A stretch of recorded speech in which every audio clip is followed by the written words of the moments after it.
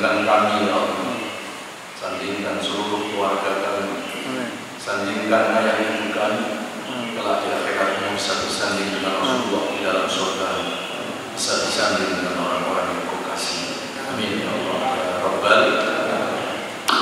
Assalamualaikum warahmatullahi wabarakatuh.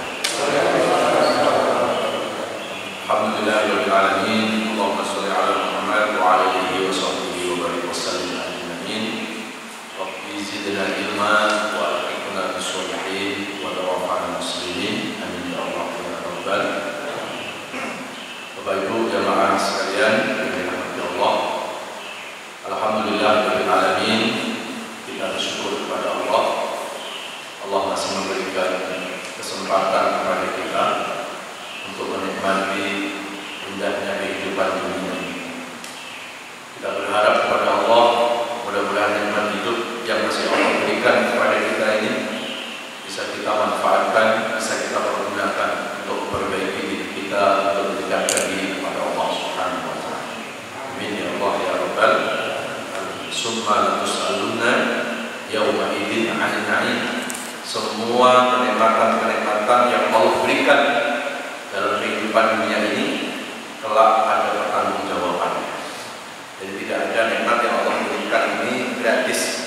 Tidak ada nikmat yang Allah berikan kepada kita ini cuma-cuma.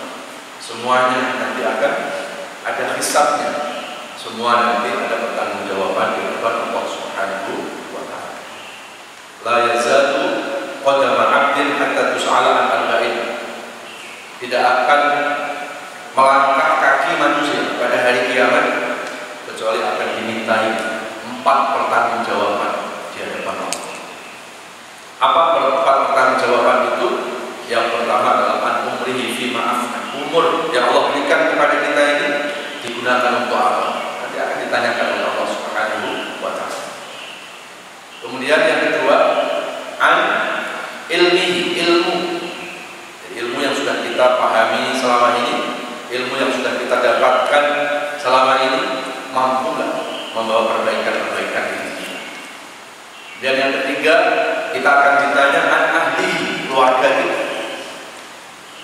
Jadi, apakah kita termasuk orang yang hanya memikirkan diri sendiri, atau kita juga memikirkan keluarga kita?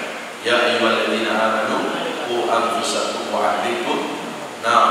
Jagalah diri dan keluarga dari siksa api neraka. Maka orang tua yang berhasil itu bukan orang tua yang meninggal dunia mewarisi harta, mewarisi jabatan yang tinggi kepada anak-anaknya. Bukan itu ukuran orang tua berhasil. Tapi orang tua yang berhasil adalah orang tua yang ketika meninggal dunia mewarisi ilmu dan keimanan kepada anak dan keluarga. Orang tua yang hebat bukan orang tua yang cari surga sendiri. Orang tua yang hebat bukan orang tua yang cari selamat sendiri.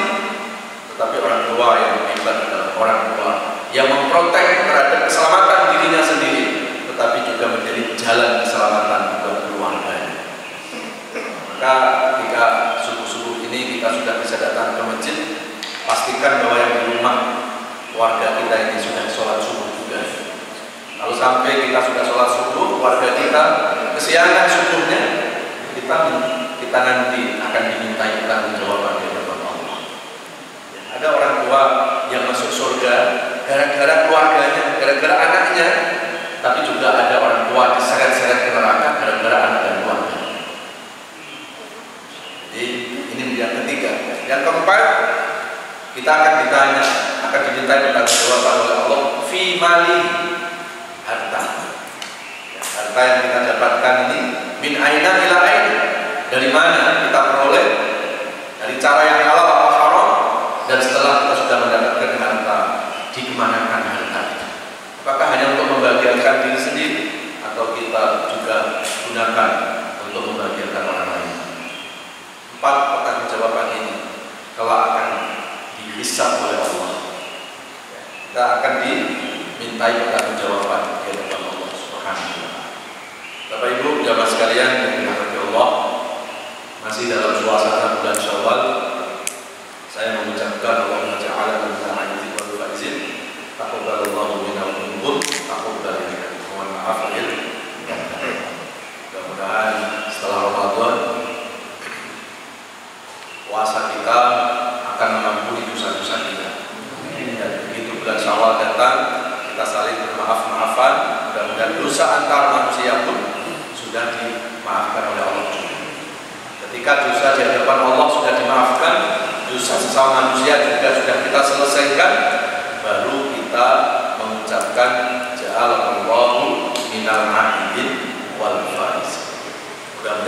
kembali kepada fitrah. Mudah-mudahan kita kembali kepada Idul Fitri. Idul Fitri itu artinya kembali kepada kesucian. Karena manusia itu awalnya dalam keadaan fitrah. Jadi manusia itu awalnya dalam keadaan suci. Ini berdasarkan hadis Rasulullah, kullu mauludin yuladu ala fitrah. Manusia itu terlahir dalam keadaan fitrah, dalam keadaan suci. Walaupun orang tuanya beragama bukan Islam, lahirlah bayi ke dunia ini, maka bayi itu dalam keadaan fitrah, dalam keadaan suci. Jadi maka dalam Islam itu tidak ada istilah anak jadah, tidak ada istilah anak haram, ya, tidak ada istilah anak zina, tidak ada. Bayi lahir itu dalam keadaan fitrah, dalam keadaan suci. Ya. Walaupun orang tuanya non muslim, walaupun orang tuanya itu penzina, anak yang dilahirkan itu dari hasil zinanya, anak dalam keadaan fitrah, bayi lahir dalam keadaan suci. Jadi nggak boleh ada istilah anak haram, anak jadah. Itu nggak dikenal dalam bahasa Islam. Ya. Tapi kan ini anak hubungan zina. Ya kalau hubungan zina, yang dosa orang tuanya, tapi yang dosa bukan anak yang dilahirkan. Ya. Tidak ada dosa warisan. Ya. Wala taziru waziratu wizra ukhra.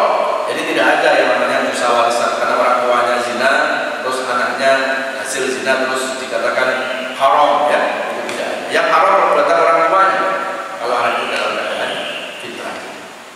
Jamaah sekalian yang dirahmati Allah Subhanahu wa taala, tanda-tanda orang kembali pada fitrah itu ada dua tanda-tandanya. Yang pertama, orang tersebut baik dalam hubungan dimensi kepada Allah, ya. Atau kalau kita sering kenal dengan istilah hablum minallah. Dan yang kedua, orang yang kembali kepada fitrah itu baik hubungannya dengan sesama manusia. Jadi ada dimensi yang langsung vertikal kepada Allah, ada dimensi yang bersifat horizontal. Nah, itu Allah jelaskan dalam surat Al-Imran, surat ketiga, ayat 112. Surat ketiga, surat Al-Imran, ayat 112. A'udzu billahi minasyaitonir rajim. Bismillahirrahmanirrahim.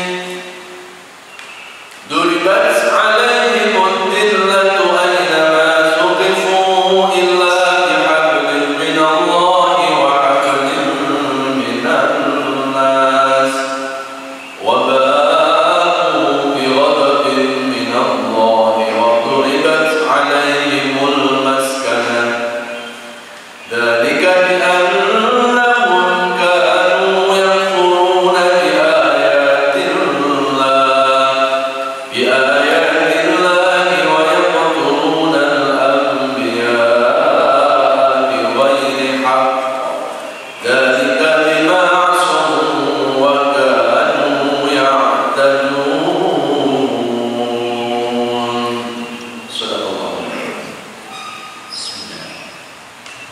mereka diliputi kehinaan di mana saja mereka berada, kecuali jika mereka berpegang pada tali agama Allah dan tali perjanjian dengan manusia. Mereka mendapat murka dari Allah dan selalu diliputi kesengsaraan. Yang demikian itu karena mereka mengingkari ayat-ayat Allah dan membunuh para nabi tanpa hak atau tanpa alasan yang benar. Yang demikian itu karena mereka durhaka dan melampaui batas. Sadaqallahu adzim. Maha benar Allah atas segala firman. Jadi kalau kita mau menjadi manusia yang fitrah, maka kita amalkan surat Al-Imran 112 ini. Insyaallah manusia itu akan mulia, insyaallah manusia itu akan kembali kepada kesuciannya ketika manusia itu berpegang teguh dengan hablum minallah dan hablum minannas. Hablum minallah itu apa sih? Hablum minallah itu hubungannya dengan keimanan, hubungannya dengan akidah. Ya, maka kalau kita ingin kembali kepada fitrah, kita harus perbaiki hubungan kita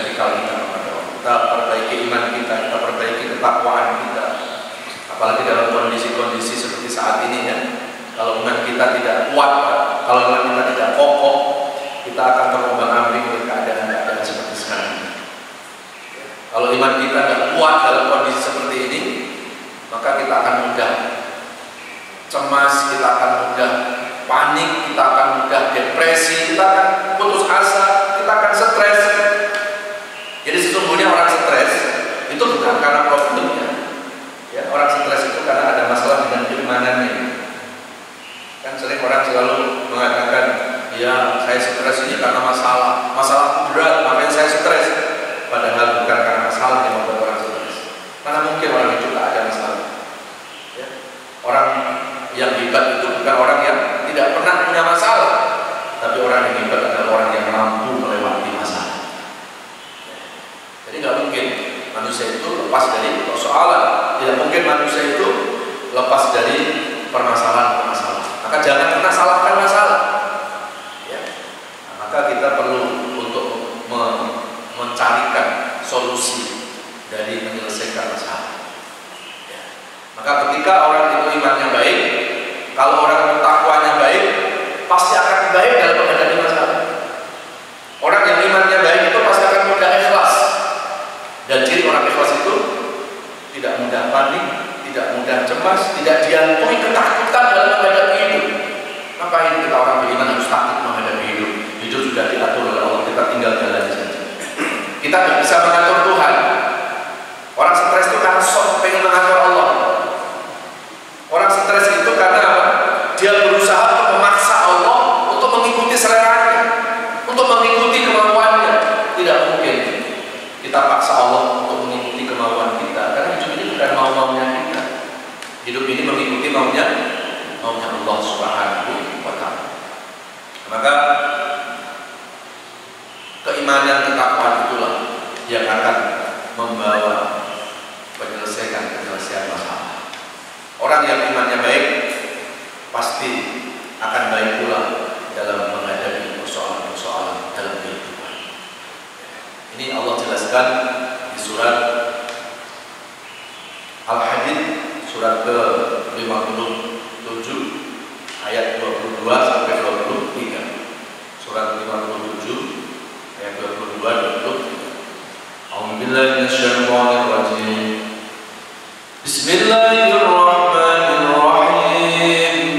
Ma asaba min musibatin fil ardi wala fi anfusikum illa fi kitabin min qabli an nabra'aha. Inna dzalika 'ala Allahi yasir. Likai la ta'sau 'ala ma fatakum bima tafrahun. Likai la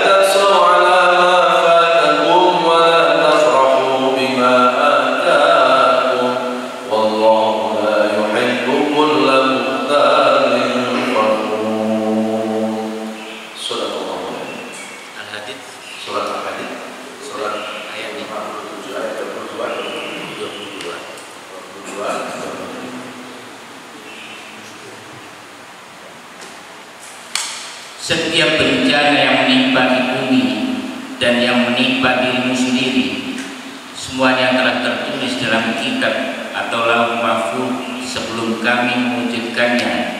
Sungguh yang demikian itu mudah bagi Allah.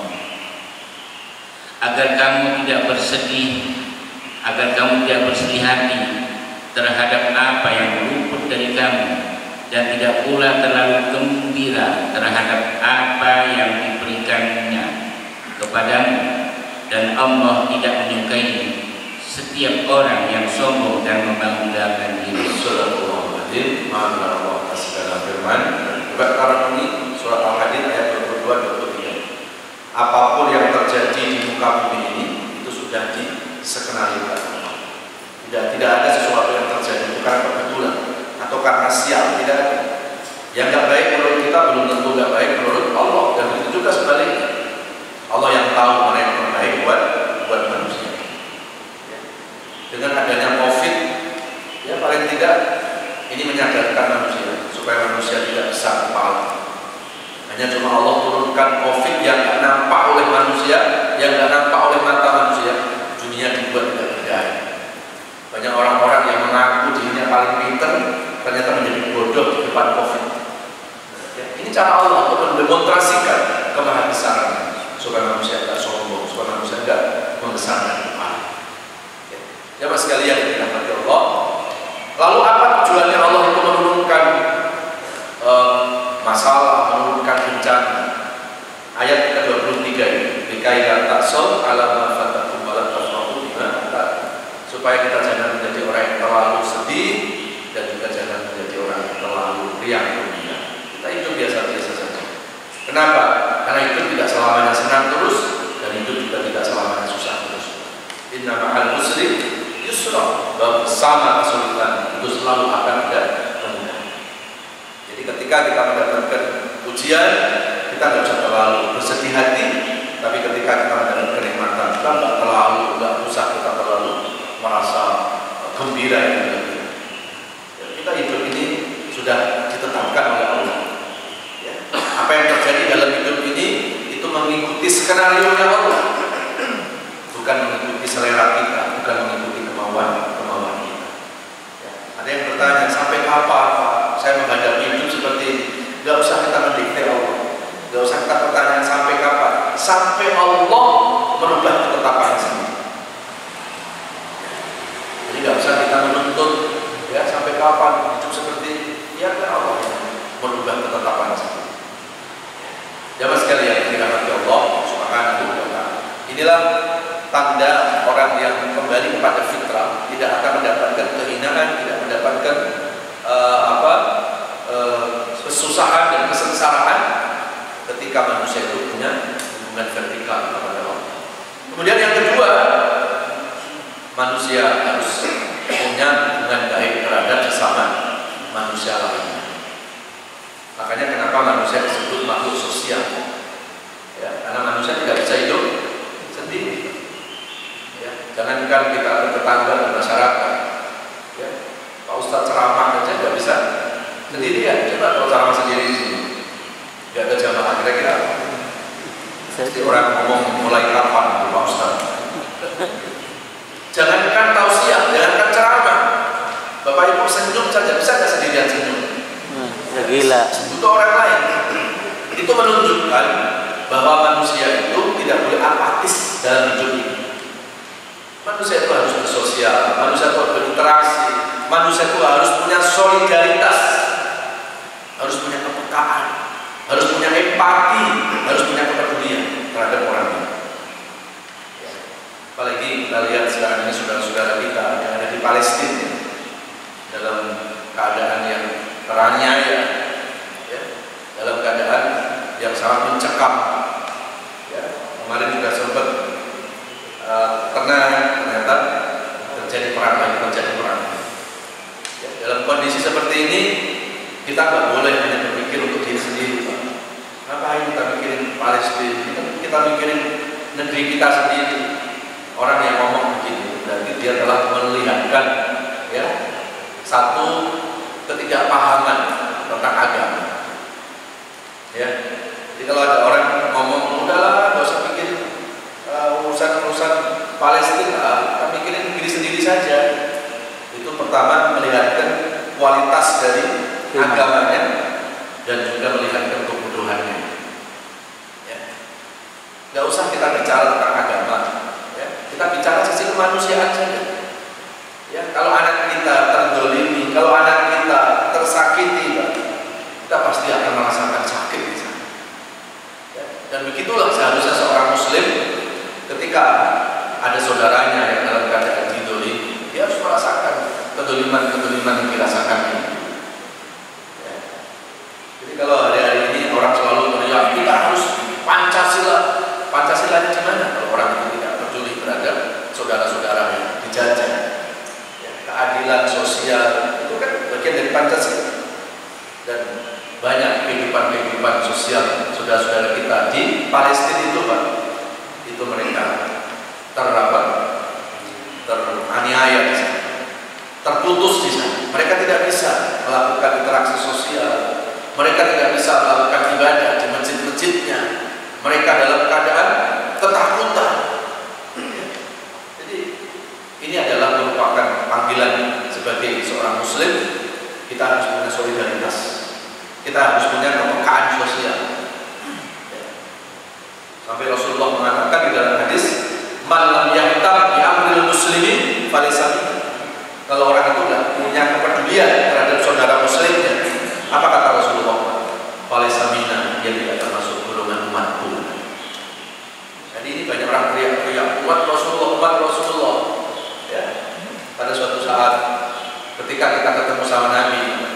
kita pede, kita mengatakan, ya Rasul, kami ini umatmu.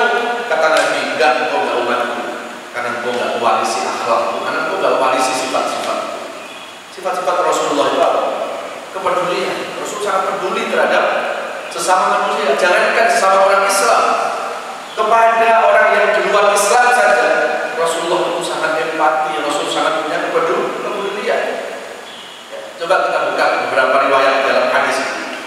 Rasulullah SAW itu bukan hanya berbuat baik kepada sesama umat Islam, tapi Rasul pun juga berbuat baik kepada orang di luar Islam.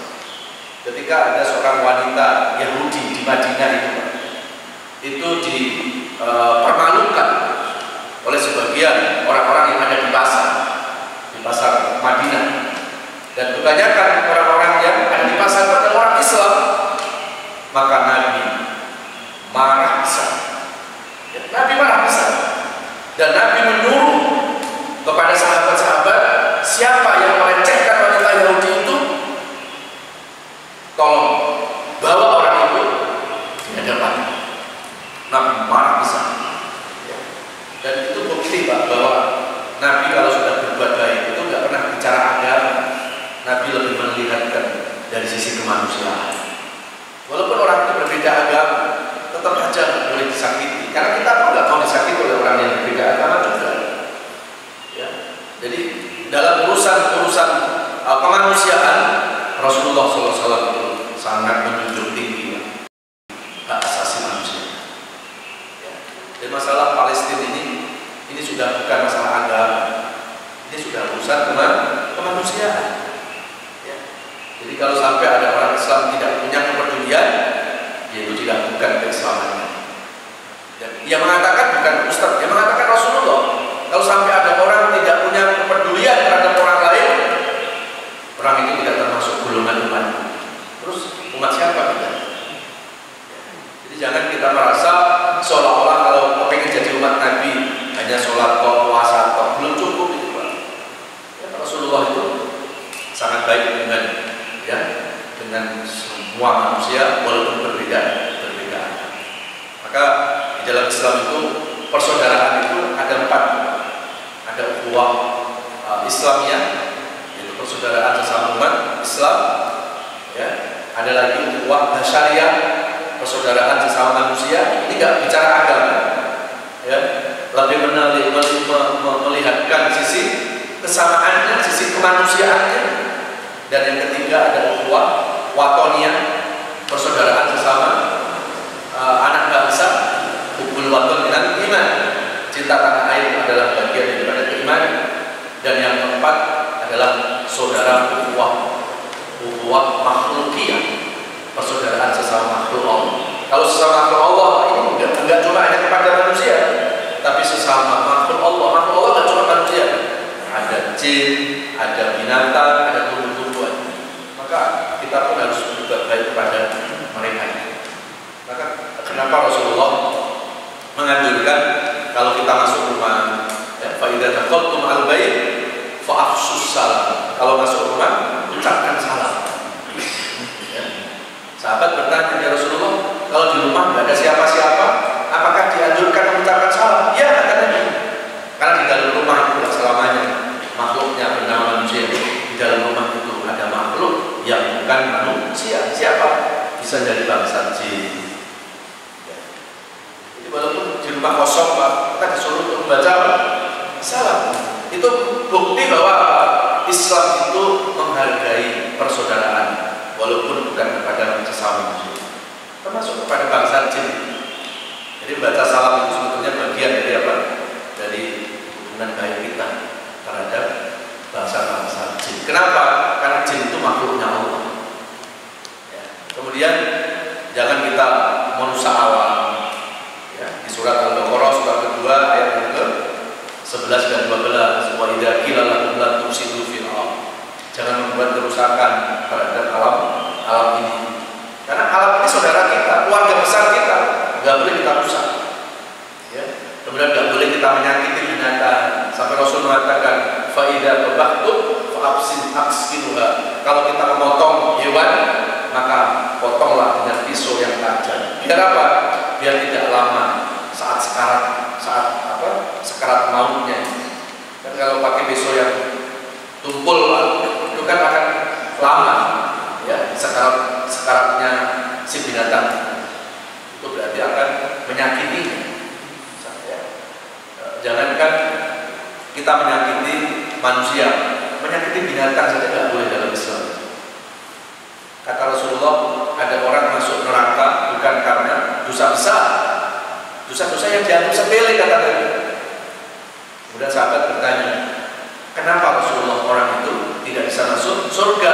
Kata Nabi, waktu hidupnya dulu orang itu pernah mendolimi kucing yang ada di rumahnya. Menyakiti kucing saja tidak bisa masuk surga. Gimana kalau kita mendolimi sesama manusia? Gimana kalau kita menyakiti manusia? Jamaah sekalian yang dirahmati Allah Subhanahu wa Ta'ala.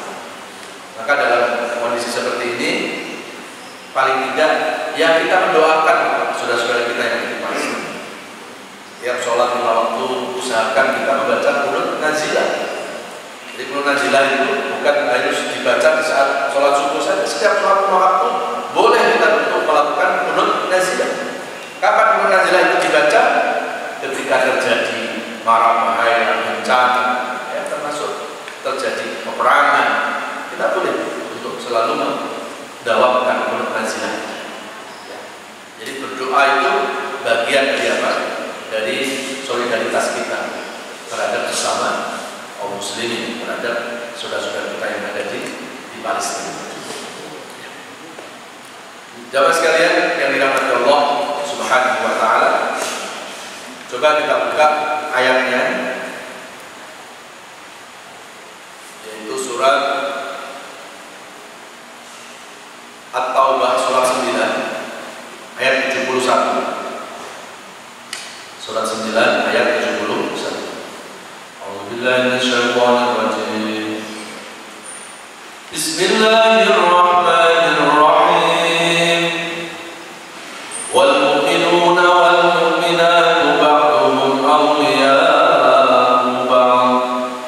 Ya'muruna bil ma'rufi wa yanhauna 'anil munkari wa yuqimuna as-shalata wa yuqimuna as-shalata wa yu'tuna az-zakata wa yuti'una Allah wa rasulahu. Ulaika sayarhamuhumullah, inna Allah azizun hakim.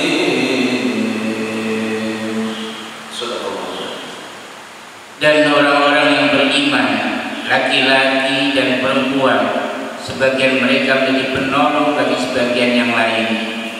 Mereka menyuruh atau berbuat yang ma'ruf dan mencegah dari yang munkar, melaksanakan sholat, menunaikan zakat, dan taat pada Allah dan Rasulnya. Mereka akan diberi rahmat oleh Allah Subhanahu wa Ta'ala. Sungguh Allah Maha Perkasa lagi Maha Bijaksana. Surat Al-Qur'an. Ada 4 golongan manusia yang dijamin oleh Allah akan mendapatkan kasih sayang Allah. Jadi kalau kita selalu minta, ya Allah rahmati kami, sayangi kami, maka ternyata rahmatnya Allah itu Allah turunkan kepada salah satu dari 4 golongan manusia itu. Siapa mereka itu? Yang pertama, wal mu'minuna wal mu'minatu ba'dhum awliya'u ba'd. Yaitu rahmat Allah akan turunkan kepada mukmin laki, mukmin perempuan yang selalu menebarkan rahmat kasih sayang kepada orang lain. Jadi kalau hari-hari ini kita mau disayangi oleh Allah, mau dirahmati oleh Allah, kita harus merahmati orang lain. Ada orang dalam keadaan susah, kita membantu, kita menolong, itu sebetulnya kita telah menjemput rahmatnya Allah. Irhamu man fil ardi yarhamkum man fis samawat. Sayangi yang di bumi, kata Rasulullah, nanti yang di langit akan sayang kepada kita. Jadi kenapa kadang kita minta dirahmati oleh Allah, Allah kok nggak merahmati kita? Ya jangan-jangan kita nggak merahmati orang lain. Kita menebarkan permusuhan, kita menebarkan kebencian kepada orang lain. Bagaimana Allah akan merahmati kita? Ya, maka dalam keadaan seperti ini, yuk tebarkan kasih sayang kepada orang lain. Ya. Kan kata Rasulullah, al-muslim lil muslim kal jasadil wahid. Muslim satu dengan muslim yang lain itu seperti jasad yang satu. Kalau salah satu anggota badan kita ada yang sakit, yang lain kita merasakan. Jadi kalau kita sekarang subuh bisa duduk dengan tenang, sholat subuh dengan tenang, gimana kalau saudara kita ada di Palestina?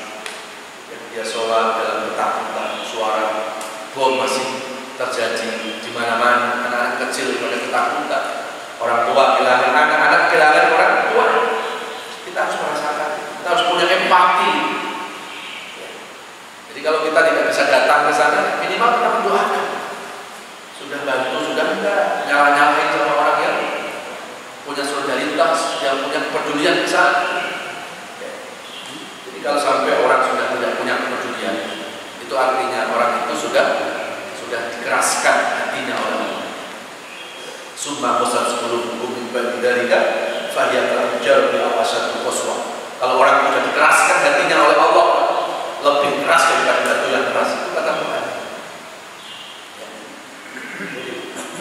Salah satu tanda-tanda orang hatinya keras apa?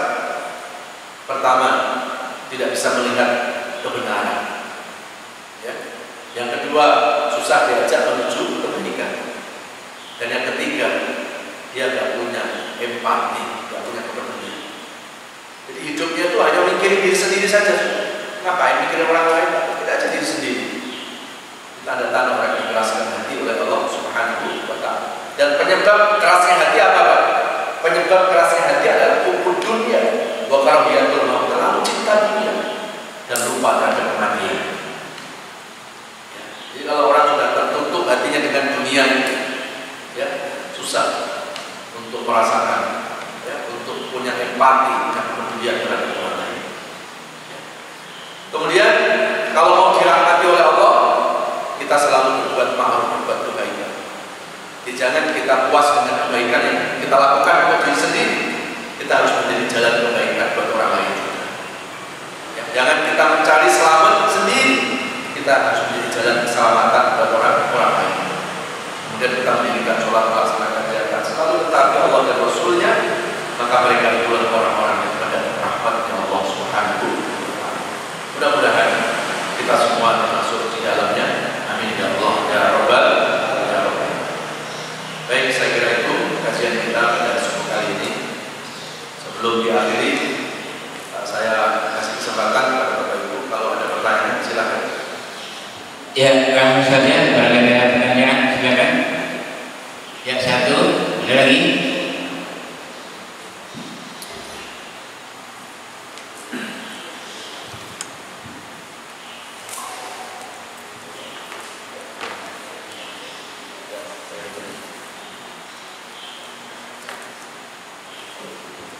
Assalamualaikum warahmatullahi wabarakatuh.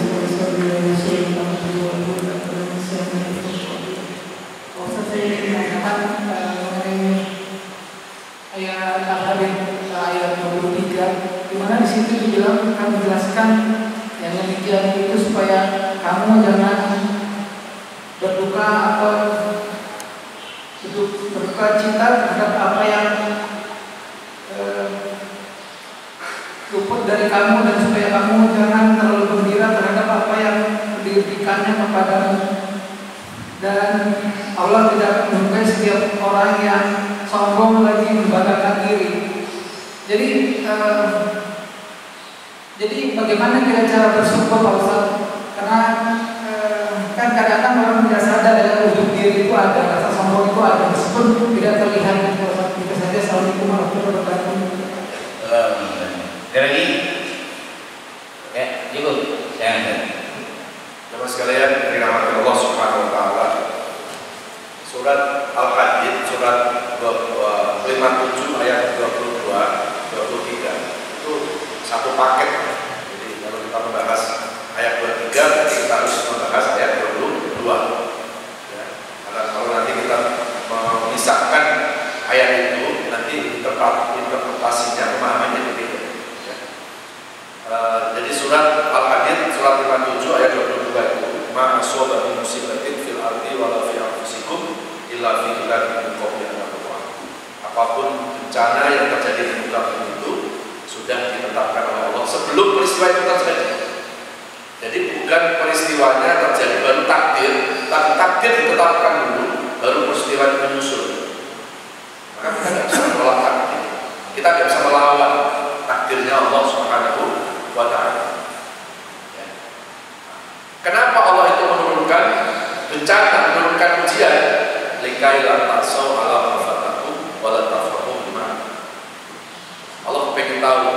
yang terlalu larut dalam kesedihan, mana orang yang terlalu pomah dalam kegembiraan. Jadi kalau orang itu imannya baik, dia tidak akan menjadi orang yang mudah putus asa walaupun dalam kesedihan. Ya. Kalau orang itu imannya baik, dia juga bukan orang yang terlalu kegirangan kalau mendapatkan nikmat. Kenapa? Karena orang yang imannya baik, dia yakin bahwa nikmat itu bukan miliknya, nikmat itu milik Allah. Kita itu hanya cuma dititipin saja. Maksud dititipin kita merasa memiliki. Ya, sama tukang parkir itu kan cuma hanya jagain apa? Mobil saja. Tiba-tiba yang punya ngambil, masuk tukang parkir marah, ini milik saya. Ya, tidak mungkin. Nah, hari ini banyak orang, ya banyak orang menganggap bahwa titipan Allah itu menjadi miliknya, maka menjadikan orang itu sombong. Ya. Kalau orang itu menyadari bahwa semua yang ada dalam hidup ini adalah titipan Allah, ya, apa yang kita sombong? Ya. Orang sombong itu karena merasa bahwa keberhasilannya seolah-olah karena kompetensi dirinya, padahal keberhasilannya itu juga karena pertolongan Allah. Ya. Jadi tidak ada yang kita miliki dalam hidup. Jangankan harta, jangankan keluarga, nyawa kita saja dalam genggaman Allah, miliknya Allah. Ya. Makanya Allah paling benci kalau ada orang yang sombong. Sampai Rasul mengatakan dalam sebuah hadis, la yadkhulul jannah al-mutakabbirun, tidak akan masuk surga al-mutakabbirun, orang yang sombong. Terus sahabat bertanya sama Rasul, atadri man mutakabbirun ya Rasul, siapa orang yang sombong itu?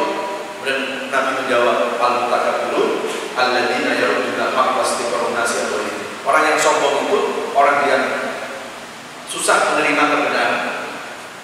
Ya, susah menerima kebenaran. Jadi kalau ada orang menyampaikan kebenaran, karena kebenaran itu tidak sesuai dengan seleranya, ditolak. Nah, ini saya tidak sesuai dengan pemahaman saya. Padahal jelas ada dalil, ada Quran, ada hadisnya. Ini termasuk orang yang sombong. Atau orang yang ketika dinasihati, bukan melihat nasihat, tapi melihat siapa yang kasih nasihat. Itu termasuk kesombongan. Kalau yang kasih nasihat orang yang sesuai dengan seleranya, baru dia bilang siap. Tapi kalau kasih nasihat orang yang di bawah levelnya, lo siapa? Itu termasuk kesombongan. Ya. Nah, kemudian yang kedua, orang yang sombong siapa? Wastiqor nasi anwarihin, kata Nabi. Orang yang suka meremehin orang lain. Orang lain yang salah, yang paling benar ini adalah sebuah kesombongan. Ya. Pengajian yang paling benar soal pengajiannya, ustadz yang paling benar ustadznya. Jadi kalau ngaji ke tempat lain nggak mau, karena dia menganggap kelompoknya yang paling benar, ustadznya yang paling sunnah, yang lain yang sunnah. Itu adalah merupakan apa? Kesombongan. Dan yang ketiga siapa?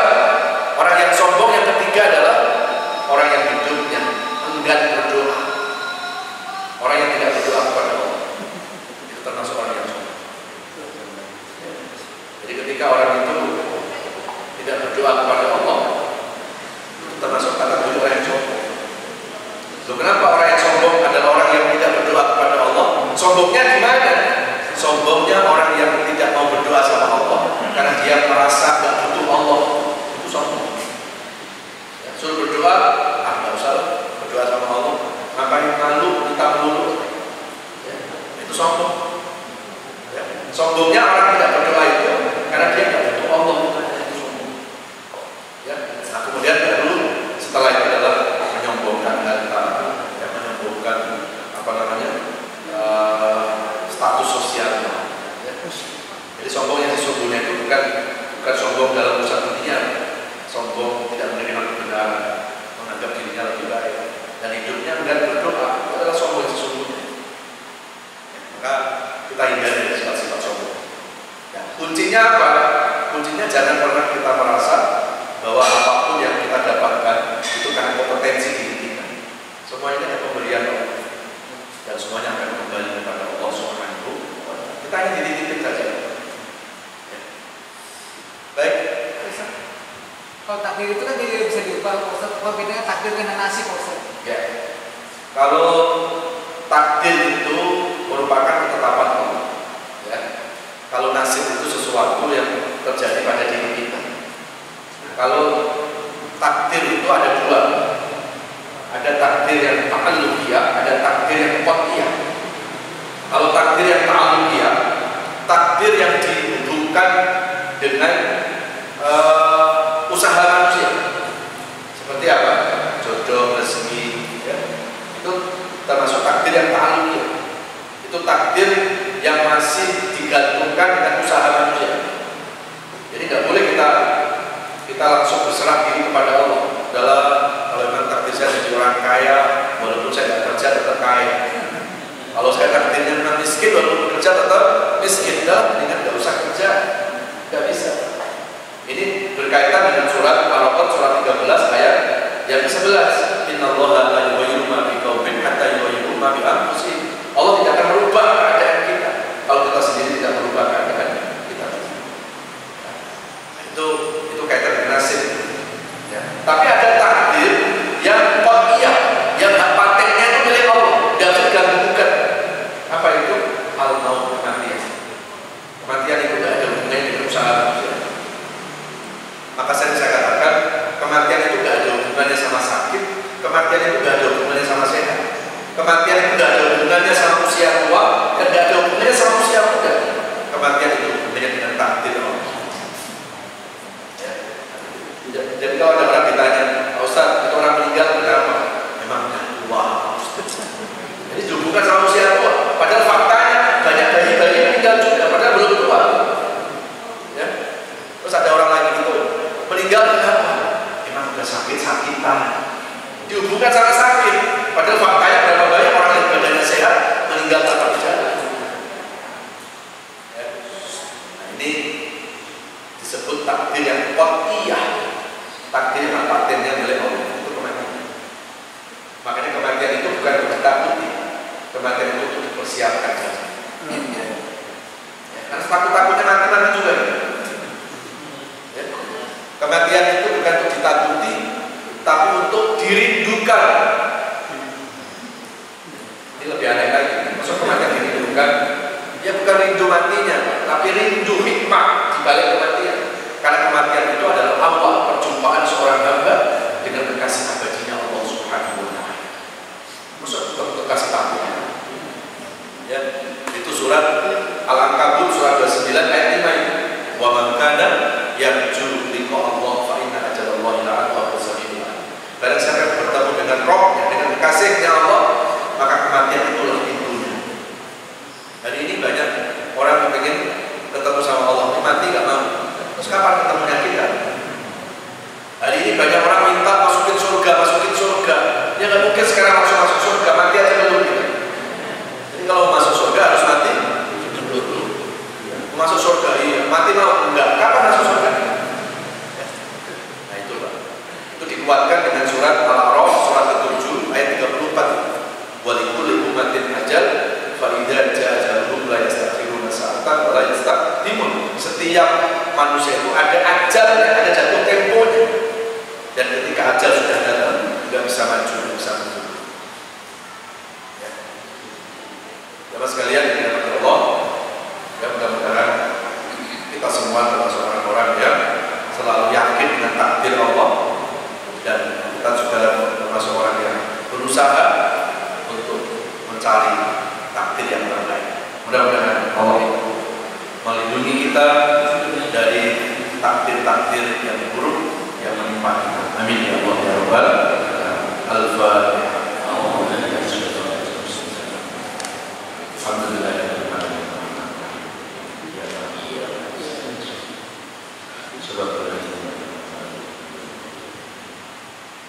Bismillahirrahmanirrahim. Alhamdulillahirabbil alamin. Allahumma shalli ala Muhammad wa ala alihi wa sahbihi wa sallam. Allahumma ij'alna min ahlil Qur'an. Jadikan kami semua termasuk ahlul Quran, orang-orang yang mencinta Al-Quran, mampu membacanya, mampu menghafalkannya, mampu mengkaji dan juga mampu mengamalkannya. Ya Allah, ya Allah, jadikan Al-Quran yang kami kaji pada subuh ini akan meningkatkan kualitas iman dan takwa. Jadikan Al-Quran ini menjadi penyejuk di hati sahabat. Jadikan Al-Quran ini menjadi solusi dalam menyelesaikan persoalan-persoalan hidup. Jadikan Al-Quran menjadi obat buat seluruh penyakit-penyakit kami, baik penyakit fisik maupun penyakit hati yang susah diobati. Jadikan Al-Quran menjadi cahaya penerang dalam kegelapan alam kubur kami nanti. Jadikan Al-Quran ya Allah menjadi syafaatmu pertolongan di akhirat nanti. Sallallahu alaihi Muhammadin wa ala alihi wasallam walhamdulillahi rabbil alamin. Mohon maaf lahir batin. Subhanallah wa bihamdika asyhadu an la ilaha illa anta astaghfiruka wa atubu ilaik. Assalamualaikum warahmatullahi wabarakatuh. Waalaikumsalam warahmatullahi wabarakatuh. Baik, alhamdulillah pada Ustaz Zaid kami sudah pelajarannya pada pagi hari ini dan semuanya tentunya akan bermanfaat untuk kita. Dan untuk besok pagi, insyaallah bareng Ustaz Abu Abdurrahman Al-Hajami, mudah-mudahan kita